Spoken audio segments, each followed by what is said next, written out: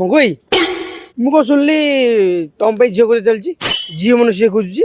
ହଁ ତୁ କେମିତି କଣ ଯାଇଲୁ? ଆରେ ଭାଇ କାଲି ତମ ଘର ଆଡେ ଯାଇଥିଲି ଗଲାବେଳୁ ତମ ବଡ ବାପା କିରୋସିନ ପକଉଛନ୍ତି ଡିବିରେ ଗୁଲି ବଡ ବାପା ଇଲେକ୍ଟ୍ରିକ ବାଲା ତ କିଛି ମେସେଜ ଫେସେଜ ପଠେଇନାହାନ୍ତି ଲାଇନ କରେଇବ ବୋଲି କାଲି କଣ ପାଇଁ ଡିବିରେ କିରୋସିନ ପକଉଛ?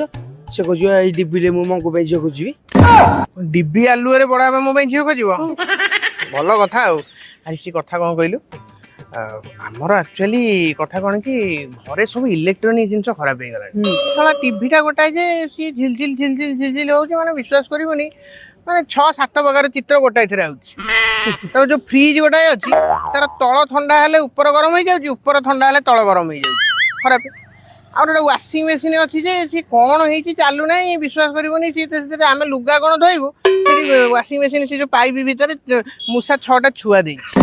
କଣ କହିବୁ କହିଲୁ ନା ଯେତିକି ଜିନିଷ ଆମର ଖରାପ ହେଲାଣି ଯଦି ମୁଁ ସଜାଡ଼ିବାକୁ ଯିବି 50 ଲକ୍ଷ ଖଣ୍ଡେ ଖର୍ଚ୍ଚ ହବ। ପବନ କରିନି ମୋ ଶୀତ ଲାଗୁଛି। ଆଉ ତାହେଲେ 5 ଲକ୍ଷ ତ ଖର୍ଚ୍ଚ ହବ। ନା ନାଇଁ ଟୋଟାଲି ନୂଆ କିଣିଲେ 10 ଲକ୍ଷ ଟଙ୍କା ଖର୍ଚ୍ଚ ହବ। ବାସ୍ ଏଇଠି ହେଲା କଥା।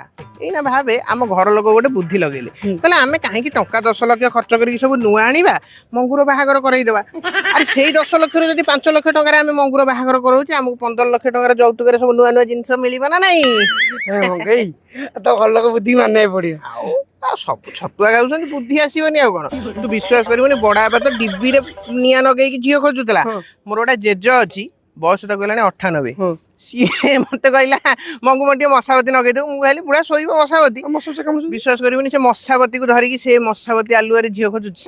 ତାକୁ ଚେଙ୍ଗିରି ଆମର ଅଜାଗାରେ ଅବସ୍ଥା ଖରାପ। ବାଗେଇକି ରହିବ ସେ ପଇସା ବାଗେଇକି ଆଉ କଣ ଶୋଇବି ବାହାଘର ପରେ।